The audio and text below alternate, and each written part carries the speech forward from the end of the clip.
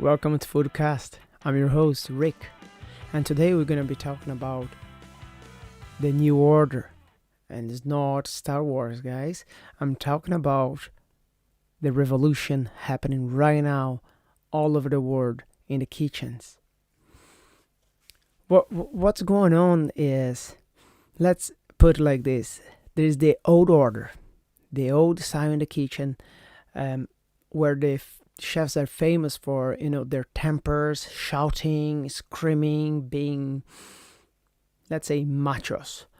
And what's happening now? People don't want that anymore, and it's being difficult to deal with that transaction at the moment, because you still have a little bit of that mentality in the industry. After, as I call the blimp,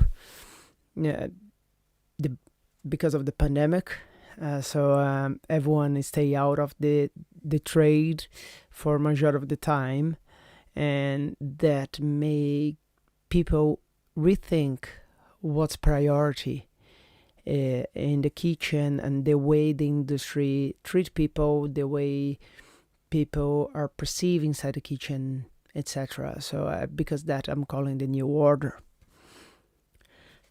But to understand that, we need to talk a little bit about the old order, or the way it used to be for hundreds of years. The structure in the kitchen is quite military, let's say. The things used to be more literally, when you get your head chef, he's the head, he's doing the business run there, and it's up to us as chefs just to follow the lead and just keep going. So when I was thinking about this episode, I started to think about what was difficult for me in seeing overall inside the kitchen. And when I started in the kitchen, we had much of that mentality, and you need to follow the hierarchy in the kitchen. It was very self-central to whatever the head chef was doing in the kitchen, and hostile, stressful, was nerve-wracking, and it still is a little. But the things start to change when you start to see that, and start to think about why is in this way the system. And then you need to understand the chefs and how they become head chefs. And then when you start to think about that, you need to think the first thing, why you want to be a chef. Is the same like why you want to be an engineer, why you want to be a airplane pilot, or anything. So majority of people, the difference is, let's put it like this, the difference is majority of people get in the business because or necessity or for passion. Since it's a profession, you don't need much skills, let's say like that. You can learn the skills as you work. You have, as I say, the accident chef and the passionate chef. The passionate chef, you have two options there, let's say like that. So let's start with the accident chef. Normally is because they didn't have options, was the job available, and they got in just to have your quick fix and carry on, have a money coming, like you don't know whatever is going on in their life, they need the work. So they got in, and literally they start to get carry along. Majority of those guys start as a KP, kitchen porter. From there, they will start to go growing in the brigade and get their titles and moving up in the kitchen. So that's our accident chef. We have the follow one is the passionate chef. This is someone who actually choose to be there, want to be there, like myself. And then you have two options in that category. One is the one choose to be there and don't have the opportunity to go to college or do courses as I had. So start work with focus and determination what they want to do, and learn as you go. Um, and there's the other part, would be like somebody like me, want to be a chef, but got the qualification beforehand. So I went to college, learn, get the skills I need instead of just learn as you go. The difference between all three is time. The time it would take you to get to a such certain level. I would say as a CDP, you get is a middle level chef. If you start as the accident chef or accidental chef, that process could get a couple of years. If you get the one is in love or passionate about food and want to be a chef and didn't have the opportunity to go to university, will get a little bit less time to achieve the same result. And when you go to the college or university, you possibly will achieve that target quicker because you get more knowledge, you have more skills, so the things kind of quicker for you. That doesn't mean you'll be better than any of the others. It's just the time frame you're gonna achieve what you're supposed to achieve. I will put that when you get as a CDP is your breaking point, or you continue, or you quit, or you just stagnate. Majority of the chefs they want to be head chefs. In other words, they want to run their own kitchen. So in that situation is where the difference line on. In that period you spend in the kitchen, you pass through all possible things, or used to be. When I started in the kitchen, like was hostile, stressful. People literally shout at you. In those moments is when I look and said, okay, all the chefs is make equal, let's say like that. But externally, they have fake images. I know loads of chefs, they feel very, very confident. They are strong like a rock outside. But deep inside, I know they have insecurities, as everyone does. They have, some of them, low self-esteem. And is something start to change now, because after the blimp, people start to be a little bit more, start to think more about themselves and look at, do I really need that?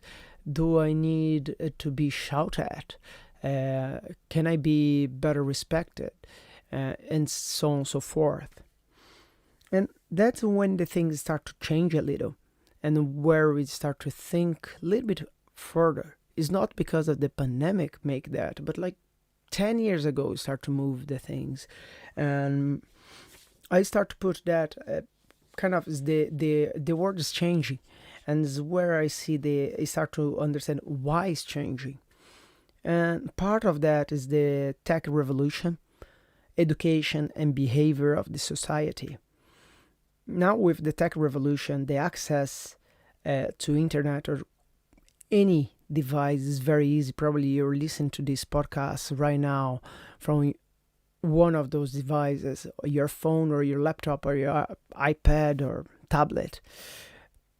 It's easy to access, very easy. Anyone can use. And sometimes like you can work with your phone. And then I will tell you, look, for a minimum wage, you can work in your phone or in the kitchen. Majority of the people say, I work on my phone. Why would I pass through all that stress to work 10, 12, 14 hours, sometimes even up to 16 or 18 hours a day in a very stressful environment?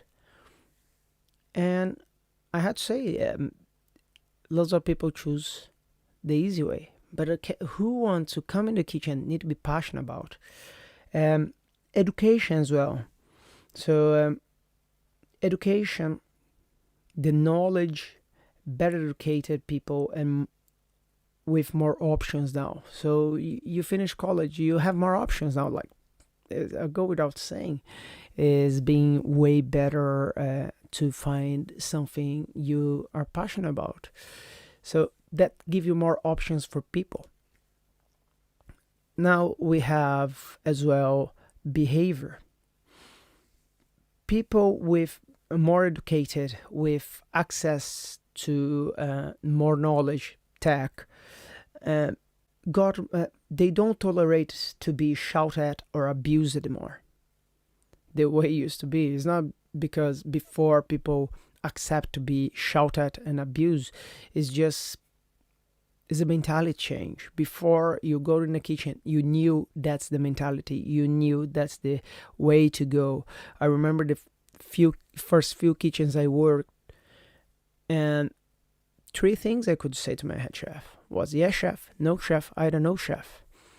And the end of 2000s, I start to notice some of my head chefs saying, look, Ricardo, you can talk to me. You don't need to be just yes chef. I said, no, you tell me, I do it. That's the way I learn. They tell you, you do it. You don't ask, you don't question. And now those days that change a little. You need to be a little bit more flexible and understanding and mindful about other people.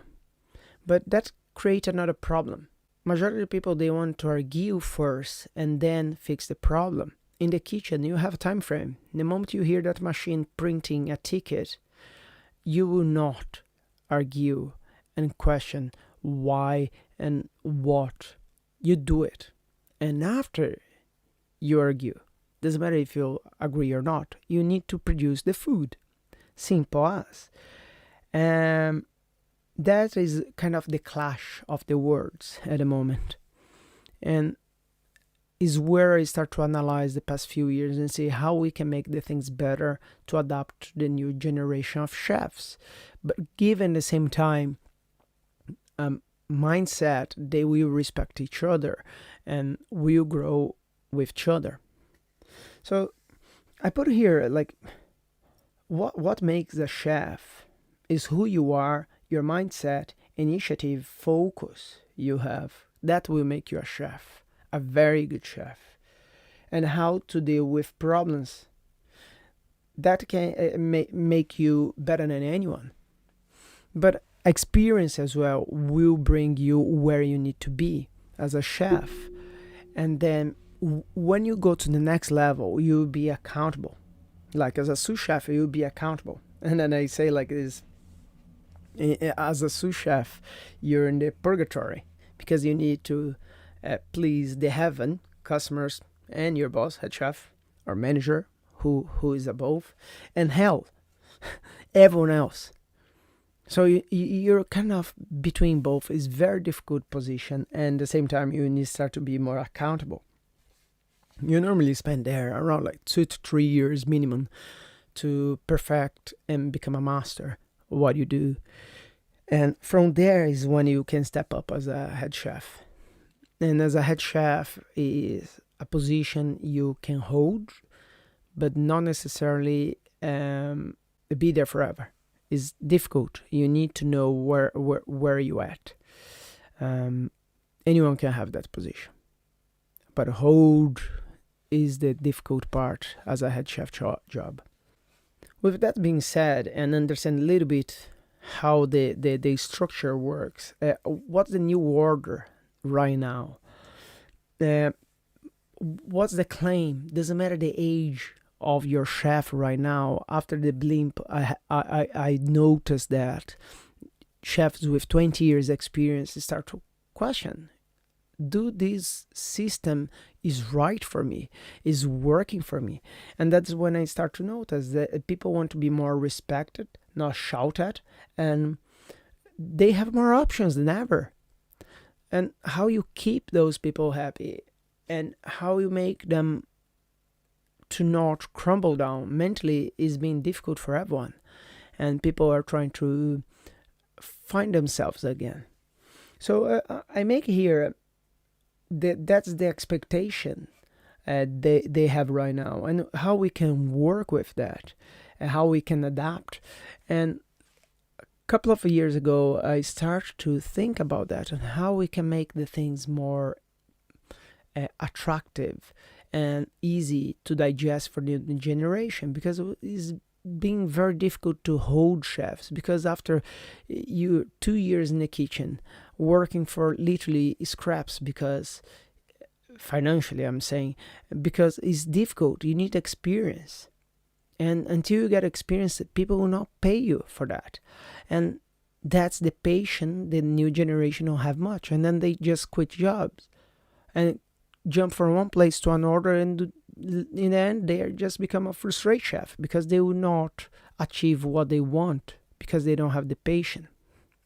So a program I developed a time ago, and I can be talking further in the future about that. I start to notice what we could do to be more flexible, understanding, and mindful. And at the same time, you need to keep the respect. That's what chefs want the most, is respect. And when I say chefs, I say your head chef. They don't want you to go there and saying literally shit at them, because they will look and say, come on kid, get out of here, next. But at the same time, you can't be like that, because that's the old mentality. You need to be a little bit, you need to find a balance. That's where I start to notice what we can do to balance off. And when I start to realize that and research and analyze and make a better adjustments for the way I used to treat my staff, and how to make them to go further and get more engaged and do what we have to have done without have much friction, and the opposite, making sure they get more accountable and they go further. I developed a system that work more or less like that. We need to offer benefits apart of like give you a shift meal, and that's something I say is no monetary benefit. That's no monetary benefit is the most important thing I try to use in all the kitchens I run, not in a big scheme of the things, because sometimes you work in a company and they say, look, if you're interested and you're developing with your career with us, we can pay you support to pay you your college or university or whatever course you need to be better. But I seen the scheme of like unit level, weekly basis, touching basis, literally working as a coach and developing your staff, because everyone has a different target. My target is, let's say, get a Michelin star in the door of my restaurant, but your target is just get the experience and become, let's say, from a coming chef become a CDP. So let's work together. I need your labor, you need the experience. So let's find a balance. And that's what I do the past few years. I always ask every single chef I have, what do you want? You as a person, what do you want? Where you want to achieve? In what you want to achieve in a few years' time? So development to the chefs is the most important thing. In exchange, you get the respect from that person the moment they get on board, because the respect you don't give, you earn it. So in the moment you understand the world around that person, you understand better their personality, you understand that you can literally open immense possibilities. And the moment they give you the respect and vice versa, is not you can abuse them, because you know their focus and they know where you want to bring them. They give you respect in that way and give you a little bit of room to give out, literally not give out, but being tough. So they give you room to be tough, basically that. And they will not get that in a negative way to say, oh, today the chef complained about my presentation. It's not that. Will happen days I will complain over and over and over. I have chefs I have a problem with being tight and neat in their own stations, and I have issue with that, because for me you need to be clean and organized at all times, even if it's busy. It's important for me. So in that moment is when I just keep nagging. And weekly, I'm going to sit down or have an informal conversation weekly with them and tell them that let's work on that, and they improve on that way. So when I walk in the kitchen and I see something wrong and I say something to them, they don't get personal. They know it's part of the exercise. That get months, I'll tell you, like few things. But by that time, what they are exchanging with you is their labor for your knowledge. And I think that's what the things need to change. The head chefs in a restaurant level, unit level, need to start to think in that way. So they will extract the best and the most of all their staff. And in exchange, you're giving experience. And reduce your turnover as well. Something I say to my guys, like, you need to always keep looking forward to progress. But for that, you need to have set specific targets. And to be a good head chef, is not just the time and experience you have, is your attitude and understanding of the business. So in the moment you become a head chef, you need to have some set of skills nobody will give you. There's no college will teach you. It's in you, and you need to know and master them. So when I walk in the kitchen of any head chefs I had, would be clean, organized, consistent, trendy, respectful environment, and focus.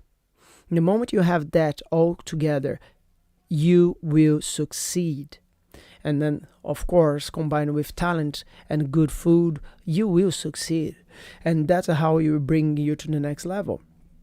And something I try to move forward with every single chef I have, doesn't matter the level they are.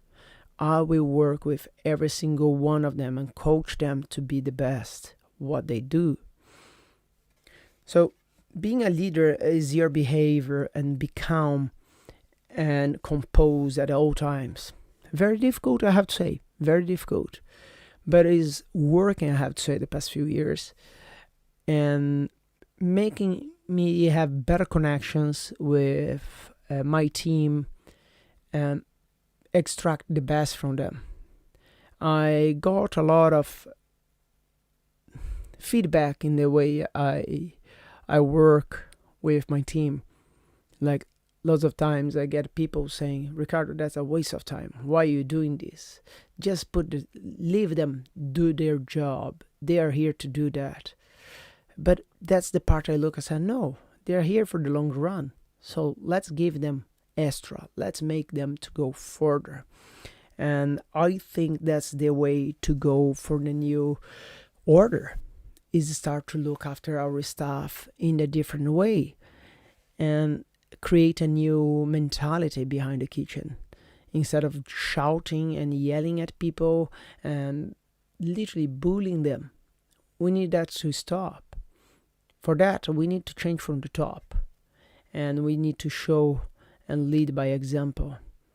And because of that, I think after the blimp, people start to notice that more. As I said before, chefs with 20 years experience start to question themselves. Is that what I want? And I told them, yeah, but let's change together. Let's help each other. You know, like what is your expectation? Where you want to be or what you want to do? And that's the new order. And I think it's very exciting times to be in the industry now, to see that transaction and seeing people looking as being a chef as a proper career instead of being a quick fix, or do I want to be there because it's an environment very hostile and difficult to work in? I would say it's the opposite. It's very exciting and make literally you feel every single day the passion, the consistency you have in every single dish you put out. You know, it's not every day you'll be perfect, but like if you manage to have a consistency to go the extra mile and make sure people are happy at the end of the day. That's what we're here for, to make sure every single person eating our food are extremely happy. So that's being said, thank you for listening to FoodKast, and see you in the next episode.